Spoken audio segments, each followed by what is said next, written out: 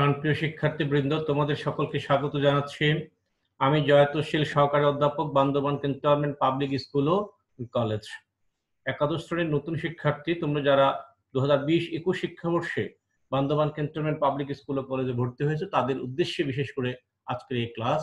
আমি তোমাদেরকে আজকে জীববিজ্ঞান বিষয়ে প্রথম পত্রের অধ্যায় 1 থেকে সেল এন্ড ইটস স্ট্রাকচার এর লেকচার 4 সেল ওয়াল, কোষ প্রাচীর, কোষ প্রাচীরের গঠন সম্পর্কে পড়াবো। প্রিয় শিক্ষার্থীবৃন্দ, তোমরা লক্ষ্য করবে ক্লাসটা ভালোভাবে অনুধাবন করার, শোনার এবং বোঝার। দেখো স্লাইডে, দেখো কোষ প্রাচীর লিখেছি। কোষ প্রাচীর কি পরীক্ষায় প্রশ্ন হতে পারে এবং সুন্দরভাবে চমৎকারভাবে তোমাদেরকে অবশ্যই এটার অ্যান্সার করতে হবে। দেখো কি লিখেছি। উদ্ভিদ কোষ একটি অপেক্ষাকৃত শক্ত জড় আবরণ দিয়ে আবৃত থাকে। উদ্ভিদ কোষ, ইয়েস, কোষ প্রাচীর প্ল্যান্ট সেলেই থাকে। উদ্ভিদ কোষ একটি অপেক্ষাকৃত শক্ত জড় আবরণ দিয়ে আবৃত থাকে। এই আবরণকে কোষ প্রাচীর বলে। কোষ প্রাচীর উদ্ভিদ কোষের অনন্য বৈশিষ্ট্য। পরীক্ষায় এমসিকিউতে প্রশ্ন হয়, নিচের কোনটি উদ্ভিদ কোষের অনন্য বৈশিষ্ট্য? তখন তোমরা অবশ্যই অ্যাটেম্প করবে কোষ প্রাচীর। মনে রাখবে, প্রাণী কোষে কোষ প্রাচীর থাকে না। কোষ প্রাচীর কেবলই উদ্ভিদ কোষেই থাকে। কোষ প্রাচীর, আরেকবার বলছি, উদ্ভিদ কোষ একটি অপেক্ষাকৃত শক্ত জড় আবরণ দিয়ে আবৃত থাকে। এই আবরণকে কোষ প্রাচীর বলে। কোষ প্রাচীর উদ্ভিদ কোষের অনন্য বৈশিষ্ট্য। লক্ষ্য করো প্রিয় শিক্ষার্থীবৃন্দ, স্লাইডটা একটু ভালো করে পড়ো, অনুধাবন করো। রবার্ট হুক 1665 সালে অণুবীক্ষণ যন্ত্রে যে কোষ দেখেছিলেন তা ছিল মূলত কোষ প্রাচীর।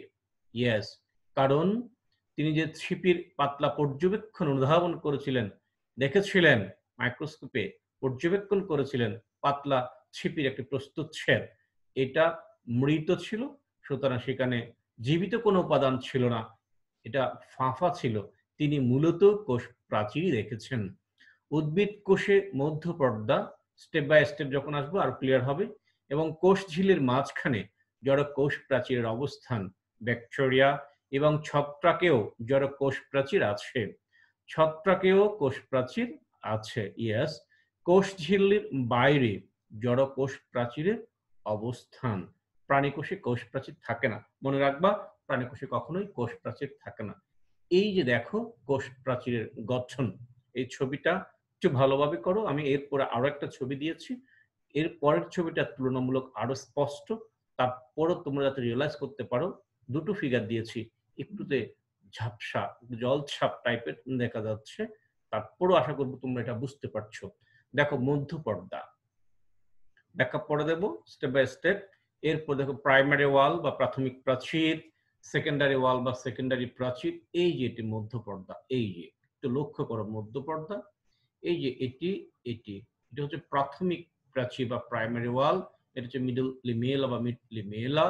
সেকেন্ডারি ওয়াল, এই যে এটা কখনো কখনো 3 স্তর বিশিষ্ট হয়, এই জন্য আমরা 3 স্তরই দেখিয়েছি। পিট পেয়ার, এদিকে একটা পিট, এদিকে একটা পিট, এই জন্য মুখোমুখি দুটা পিট, এই জন্য পিট পেয়ার। এবং এই যেটা পিট মেমব্রেন, এই দেখো এখানে দেখানো হচ্ছে পিট মেমব্রেন। পিট মানে হচ্ছে গর্ত, এই যে মাঝখানে যে পর্দাটা এটা মেমব্রেন, এই যে এটা পর্দাটা যেটা মেমব্রেন, এটা হচ্ছে মিডল লিমেলা বা মিড লিমেলা। এটা হচ্ছে প্রাইমারি ওয়াল বা প্রাথমিক কোষ প্রাচীর। এটা হচ্ছে সেকেন্ডারি ওয়াল বা সেকেন্ডারি কোষ প্রাচীর। এই দিকে একটা পিট, এদিকে একটা পিট, পিট পেয়ার, জোড়া পিট আর কি। আসলে এই দিকে একটা কোষ, এই দিকে একটা কোষ, ইভেন এখানেও একটা কোষ। একটি কোষ পাশাপাশি আরেকটি কোষের সাথে যুক্ত, একটি কোষ পাশাপাশি আরেকটি কোষের সাথে যুক্ত। এই দিকে যেটা দেখানো হয়েছে সেটা একদিকের কোষের, এই দিকে যেটা দেখানো হয়েছে সেটা লেফট হ্যান্ডের কোষ, এবং এদিকে এটা হচ্ছে নিচের যে কোষটা, এটা উপরের কোষটা, এটা সুপিরিয়রটা, এটা ইনফিরিয়রটা। দেখো এটা উপরের, এটা নিচে, পাশাপাশি, সবগুলি পাশাপাশি। এখানে যেটা বোঝানো হয়েছে মানে কোষ পাশাপাশি থাকে, কোষ পাশাপাশি অবস্থান করে, এটাই বোঝানো হয়েছে। এবং এই যে দেখো, এই মিডল ল্যামেলা যদি বিগলিত হয়ে যায়, একটি কোষ আরেকটি কোষ থেকে আলাদা হয়ে যায়। এটা মূলত দুটা কোষের মাঝখানের যে পর্দাটা, এটি হলো মিডল ল্যামেলা বা মিড ল্যামেলা বা মধ্য পর্দা। মূলত এইটি হলো প্রাইমারি ওয়াল একটা কোষের, এটা হলো সেকেন্ডারি ওয়াল। এটা কি বিষয় সেটা পরে আমি একটু ব্যাখ্যা দিচ্ছি, আসো। ক্যাপশন দিবা চিত্র 1.3, এটা বই থেকে ছবি আকার নিয়ে তাই এইভাবে আসছে, তোমার এটা দিতে হবে না, তুমি লিখবে চিত্র কোষ প্রাচীরের গঠন। পরের স্লাইডটা একটু লক্ষ্য করো। প্রিয় শিক্ষার্থীবৃন্দ, একই স্লাইড, এটা আরেকটু ট্রান্সপারেন্ট করেছি এবং দেখতে তোমাদের কাছে আশা করি খুবই ভালো দেখাবে। একই এই যে মধ্য পর্দা, প্রাথমিক প্রাচীর, সেকেন্ডারি প্রাচীর, পিট মেমব্রেন, এটা হচ্ছে পিট মেমব্রেন, এটা হচ্ছে পিট এলাকা, কূপ এলাকা আর কি। নেক্সটে আসো, দেখো কি বলছে। ফিজিক্যাল স্ট্রাকচার বা ভৌত গঠন। একটি বিকশিত ওয়েল ডেভেলপড কোষ প্রাচীরকে প্রধানত 3টি ভিন্ন স্তরে ভাগ করা যায় বা বিভক্ত থাকতে দেখা যায়। এর প্রথম স্তরটি হলো মধ্য পর্দা। এই যে দেখো তোমরা ছবির মধ্যে, দিস ওয়ান ইজ মিডল লেমেলা, মধ্য পর্দা। এর প্রথম স্তরটি হলো এই যে, এর প্রথম স্তরটি হলো মধ্য পর্দা। মাইটোটিক মানে তোমরা মায়োসিস হিসেবে পড়ে আসছো, এটাকে ইদানিং মাইটোটিক বলে। মিওসিস বা মায়োসিসটাকে মিয়াওচিক আর মায়োচিক বলে, এটা একটা ব্যাখ্যাও আছে। দেখো এর প্রথম স্তরটি হলো মধ্য পর্দা। মাইটোটিক কোষ বিভাজনের টেলোফিস পর্যায়ে তোমরা জানো প্রোফিস, মেটাফিস, এনাফিস, টেলোফিস, প্রোমেটাফিস একটা আছে। টেলোফিসটা একেবারে শেষ পর্যায়ে। টেলোফিস পর্যায়ে এর সূচনা ঘটে। এই যে মিডল লেমেলা, এই যে মধ্যপর্দা, মাইটোটিক কোষ বিভাজনের টেলোফিস পর্যায়ের সূচনা ঘটে। সাইটোপ্লাজম থেকে আসা ফ্রাগমোপ্লাস্ট। অনেকে প্রশ্ন করতে পারো, স্যার ফ্রাগমোপ্লাস্টটা কি? সাইটোপ্লাজম যদি বুঝো তাহলে ফ্রাগমোপ্লাস্ট বুঝতে আর অসুবিধা নাই। আসলে খণ্ড খণ্ড, পিণ্ড পিণ্ড আকারে সাইটোপ্লাজম থেকে কিছু উপাদান এসেই মূলত এই মিডল লেমেলাটা গঠন করে। তোমরা ফ্রাগমেন্টেশন, ফ্রাগমেন্টেড কথাটা শুনে থাকবে। আসলে অল্প অল্প করে ভাগ করে করে সাইটোপ্লাজম থেকে অল্প অল্প কিছু দানা দানা দানা গঠন এসে এই যে মনে করি মধ্যপর্দাটা গঠিত হয়। ফ্রাগমোপ্লাস্ট সাইটোপ্লাজম থেকে আসে এবং এটা সাইটোপ্লাজমের উপাদানই বলতে পারো। এবং গলগি বডি থেকে আসা প্যাকটিন জাতীয় ভেসিকল, ভেসিকলও ছোট ছোট ছোট ছোট মানে গহ্বর জাতীয় ভেসিকল মিলিতভাবে মধ্যপর্দা গঠন করে বা সৃষ্টি করে। খেয়াল করে আমি আরেকবার বলছি, কি বলছি দেখো। ফিজিক্যাল স্ট্রাকচার, একটি বিকশিত কোষ প্রাচীরকে প্রধানত 3টি ভিন্ন স্তরে বিভক্ত থাকতে দেখা যায়। এর প্রথম স্তরটি হলো মিডল লেমেলা, মধ্য পর্দা। মাইটোটিক কোষ বিভাজনের টেলোফিস পর্যায়ে এর সূচনা ঘটে।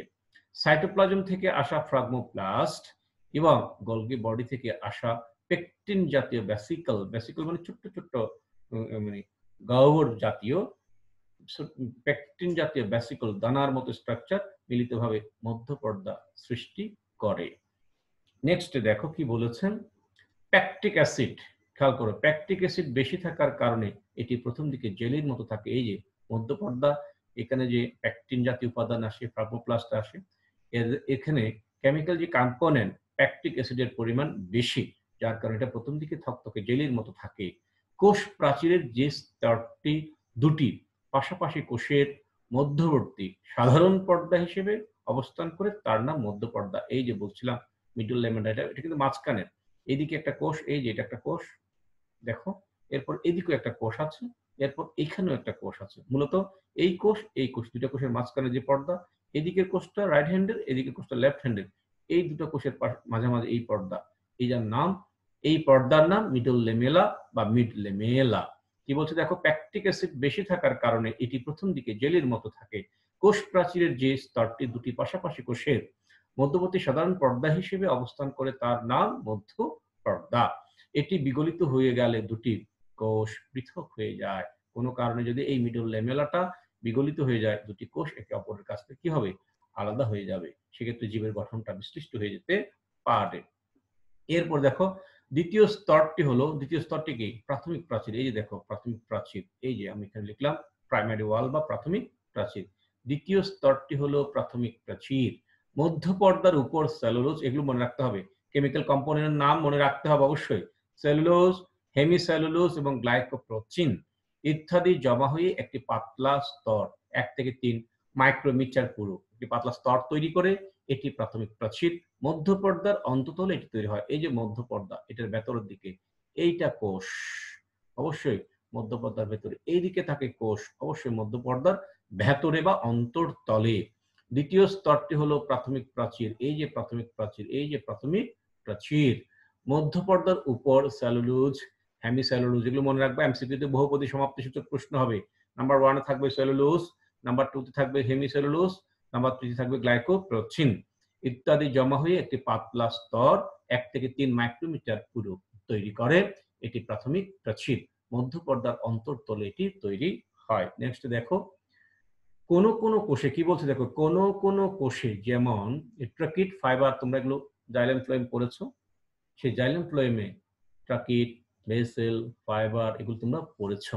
যেমন ট্রাকিট এবং ফাইবার প্রাথমিক প্রাচীরের উপর আর একটি স্তর তৈরি হয়। এই যে দেখো প্রাথমিক প্রাচীর, এটা একটু মনে রাখবা, এটা এমসিকিউ যদিও ব্র্যাকেটে আছে।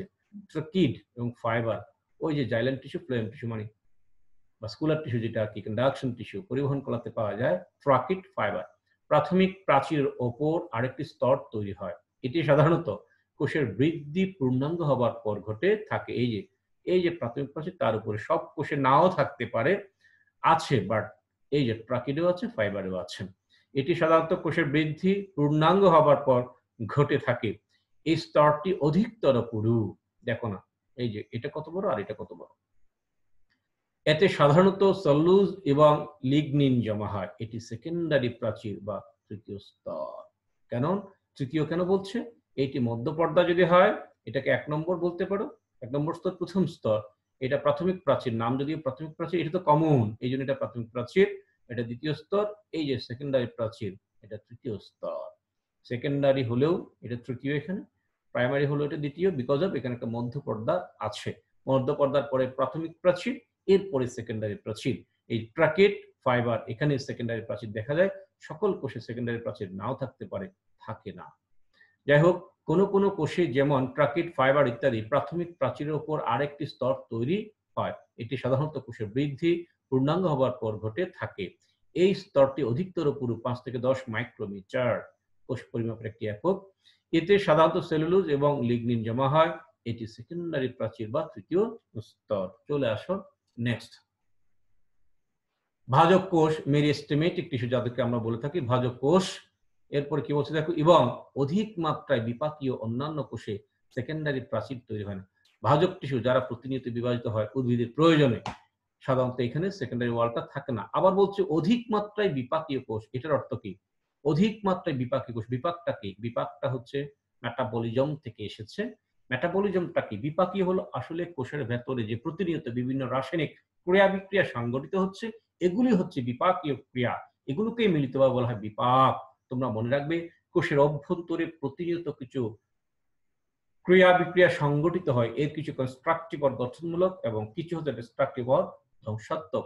এই দুই ধরনের ক্রিয়া বিক্রিয়াকে একত্রে বলা হয় বিপাক, মেটাবলিজম, এবং গঠনমূলক গুলোকে বলা হয় অ্যানাবলিজম বা উপচিতি, ধ্বংসাত্মক গুলোকে বলা হয় ক্যাটাবলিজম বা অপচিতি। যেমন উদ্ভিদের ক্ষেত্রে কল্পনা করো, ফটোসিনথেসিস, সালোক সংশ্লেষণ, এই প্রক্রিয়া খাদ্য তৈরি করে, শর্করা তৈরি করে।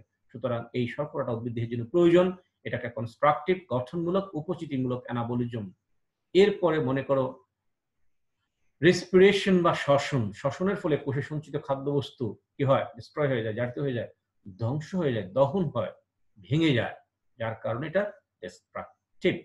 প্রাণীর ক্ষেত্রে রেচন একটা ডিস্ট্রাকটিভ বা ক্যাটাবলিজম বা অপচিতিমূলক বিপাকীয় ক্রিয়া।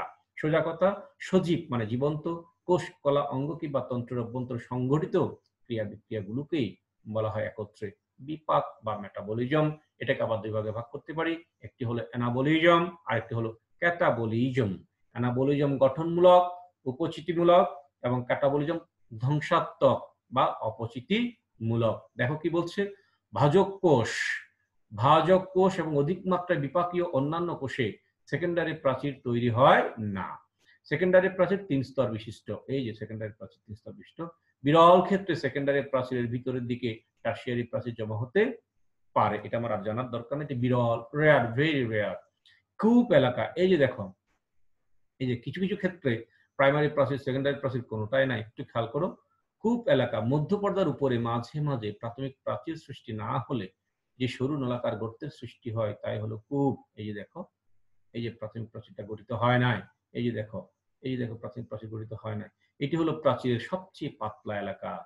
অবশ্যই যেহেতু এখানে শুধু মধ্যপর্দাটাই আছে, প্রাথমিক প্রাচীর গঠিত হয়নি, এই জন্য এটা পাতলা হবে। দুটি পাশাপাশি কোষের কূপও একটি অপরটির উল্টো দিকে মুখোমুখি অবস্থিত, এবং কূপ দুটির মাঝখানে কেবল মধ্যপর্দা থাকে। দেখো এদিকে একটা কোষ, এদিকে আরেকটা কোষ, দুইটা কোষের পাশাপাশি যে কূপ মুখোমুখি, দুইটি বিদায় পেয়ার, এই যাকে বলা হয় পিট পেয়ার। বলছে দেখো কূপ এলাকা মধ্য পর্দার উপরে মাঝে মাঝে প্রাথমিক প্রাচীর সৃষ্টি না হলে যে সরু নলাকার গর্তের সৃষ্টি হয় তাই হলো কূপ। এটি হলো প্রাচীরের সবচেয়ে পাতলা এলাকা। দুটি পাশাপাশি কোষের কূপও একটি অপরটির উল্টো দিকে মুখোমুখি অবস্থিত এবং কূপ দুটির মাঝখানে কেবল মিডল লেমেলা বা মধ্য পর্দা থাকে। বারবার বলেছি এদিকে এটা একটা কোষ, এদিকে এটা একটা কোষ। এই যে এটার কূপ এলাকা, এটার কূপ এলাকা মুখোমুখি, এখানেও তাই। এদিকে একটা কোষ, এদিকে একটা কোষ, দুইটা কূপ এলাকা মুখোমুখি। যাই হোক, নেক্সট স্লাইডটা আমরা দেখি কি আছে। মধ্য পর্দাকে বলা হয় পিট মেমব্রেন। কেন? এখানে একটা কূপ, এখানে একটা কূপ, এই জন্য মধ্য পর্দাটাকে আমরা পিট মেমব্রেন বলতে পারি, যেখানে আমরা দেখিয়েছি পিট মেমব্রেন। দুটি কূপকে পিট পেয়ার বলে, এদিকে একটা কূপ, এদিকে একটা কূপ, দুটি পাশাপাশি কোষের দুই দিকের কূপ মুখোমুখি, এই দুইটা কূপ মুখোমুখি, এদেরকে বলা হয় পিট পেয়ার, জোড়া পিট জোড়া গর্ত। আসলে কি বলছে দেখো, এখানে কি বলছে, আসলে কূপ অঞ্চলে প্রাথমিক প্রাচীর গঠিত হয় না। এই যে প্রাইমারি ওয়ালটা এখানে নাই, এই যে প্রাইমারি ওয়ালটা এখানে নাই, এই যে প্রাইমারি ওয়াল নাই। তারপরে কি বলছে, সেকেন্ডারি প্রাচীর তৈরি হলে, এখানে অবশ্য সেকেন্ডারি প্রাচীরটা দেখানো হয়নি, এখানেও সেকেন্ডারি প্রাচীরটা দেখানো হয়নি।